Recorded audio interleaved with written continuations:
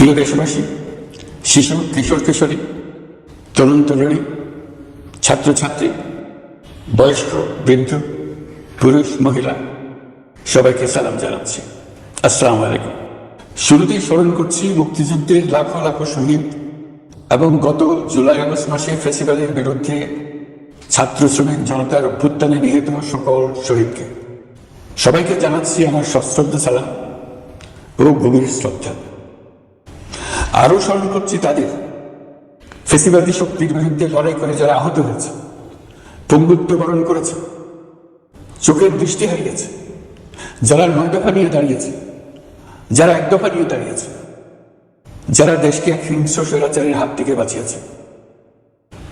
কৃতজ্ঞ চিত্তে স্মরণ করছি আপনাদের ভাই বোনদের, আপনাদের সন্তানদের, যারা এই বিপ্লবে অংশগ্রহণ করেছে। আমরা অন্তর্বর্তীকালীন সরকারের প্রথম 100 দিন অতিক্রম করলাম।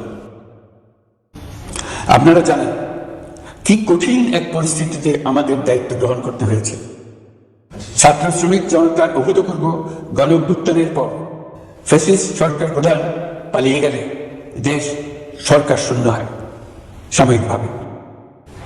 পুলিশ প্রশাসন এই সময় সম্পূর্ণ নিষ্ক্রিয় হয়ে পড়লে উদ্বেগজনক এক পরিস্থিতির সৃষ্টি হয়। স্বৈরশাসনের বিপর্যস্ত এই দেশকে আমাদের সবাইকে মিলে পুনর্গঠন করতে হচ্ছে। জুলাই আগস্ট বিপ্লবের পর আমরা এমন একটি দেশ হাতে পেয়েছি যার সর্বত্র ছিল বিশৃঙ্খলা। স্বৈরশাসন টিকিয়ে রাখতে আইন শৃঙ্খলা বাহিনীকে জনগণের মুখোমুখি দাঁড় করিয়ে দেওয়া হয়েছিল। বিপ্লব চলাকালে প্রায় 1,500 ছাত্র শ্রমিক জনতার শহীদের মৃত্যু হয়। আমাদের সরকার প্রতিটি মৃত্যুর তথ্য অত্যন্ত যত্নের সাথে জোগাড় করছে। এই বিপ্লবে আহত হয়েছে 19,931 জন। আহতদের জন্য ঢাকার 13টি হাসপাতাল সহ বিভিন্ন বিশেষায়িত হাসপাতালে চিকিৎসার ব্যবস্থা করা হয়েছে। প্রতিদিনই তালিকায় আরো নতুন নতুন শহীদের তথ্য যোগ হচ্ছে, যারা স্বৈরাচারের আক্রোশের শিকার হয়ে এই পৃথিবী ছেড়ে চলে গেছে। প্রতিটি হত্যার বিচার আমরা করবই। জুলাই আগস্ট হত্যাকাণ্ডের বিচারের যে উদ্যোগ আমরা নিয়েছি তার কাজও বেশ ভালোভাবে এগিয়ে যাচ্ছে। প্রথিত স্বৈরাচার শেখ হাসিনাকেও আমরা ভারতের কাছ থেকে ফেরত চাইব। কেবল জুলাই আগস্ট হত্যাকাণ্ডই নয়, আমরা গত 15 বছরে সব অপকর্মের বিচার করব। অসংখ্য মানুষ গুম হয়েছে, খুন হয়েছে। এই সময় আমরা গুমের তদন্তে একটা কমিশন গঠন করেছি। কমিশন প্রধান আমাকে জানিয়েছে অক্টোবর পর্যন্ত তারা 1600 গুমের তথ্য পেয়েছেন। তাদের ধারণা এই সংখ্যা 3,500 ছাড়িয়ে যাবে। অনেকেই কমিশনের কাছে গুমের অভিযোগ করতে ভয় পাচ্ছেন, এই ভেবে যে অভিযুক্ত ব্যক্তিদের দ্বারা তারা আবার আক্রান্ত হতে পারে, ক্ষতিগ্রস্ত হতে পারে। আমি আপনাদের আশ্বস্ত করতে চাই, আপনারা দ্বিধাহীন চিত্তে কমিশনকে আপনাদের অভিযোগ জানান।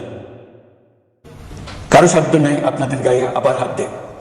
গুম কমিশনের সদস্যদের কাছে ভুক্তভোগীদের যে বিবরণ আমরা পেয়েছি তা অত্যন্ত মর্মান্তিক।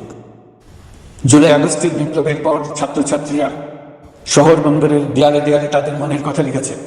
তাদেরও আগে যারা গুমের শিকার হয়েছে প্রতিটি গোপন আস্তানার দেয়ালে দেয়ালে তারা লিখে গেছেন তাদের কষ্টের মর্মস্পর্শী বিবরণ। তাদের এসব কষ্টের কথা শুনে আমাদের হৃদয় কেঁপে উঠেছে। এসবের সঙ্গে জড়িতদের আমরা বিচারের কাঠগড়া দাঁড় করাবই। অভিযুক্ত যত শক্তিশালী হোক, যে বাহিনীর হোক, তাকে ছাড় দেওয়ার কোনো সুযোগ নেই। কেবল দেশে নয়, গুম, খুন ও জুলাই আগস্ট গণহত্যার সাথে জড়িতদের আমরা আন্তর্জাতিক আদালতেও বিচারের উদ্যোগ নিয়েছি। ইন্টারন্যাশনাল ক্রিমিনাল কোর্টের প্রধান কৌশলী করিম খানের সঙ্গে আমার এই ব্যাপারে ইতিমধ্যে কথা হয়েছে।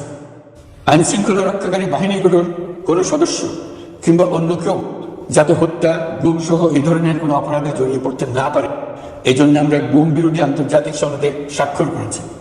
আপনারা দেখেছেন জাতিসংঘের আন্তর্জাতিক মানবাধিকার বিষয়ক হাই কমিশনার ফলকার তুর্ক সম্প্রতি বাংলাদেশ সফর করেছেন।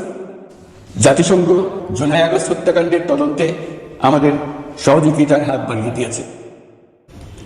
ডিসেম্বর প্রথম সপ্তাহে তারা আমাদেরকে তাদের রিপোর্ট হস্তান্তর করার প্রতিশ্রুতি দিয়েছে। অতীতের গুমের ঘটনাগুলো তদন্ত কাজেও আমরা নিয়মিত তাদের সঙ্গে যোগাযোগ রক্ষা করে চলেছি। মানবাধিকার রক্ষায় সহযোগিতা করতে ঢাকায় তারা তাদের জনবল বাড়ানোর প্রস্তাব দিয়েছে। আমরা এই প্রস্তাব গ্রহণ করেছি।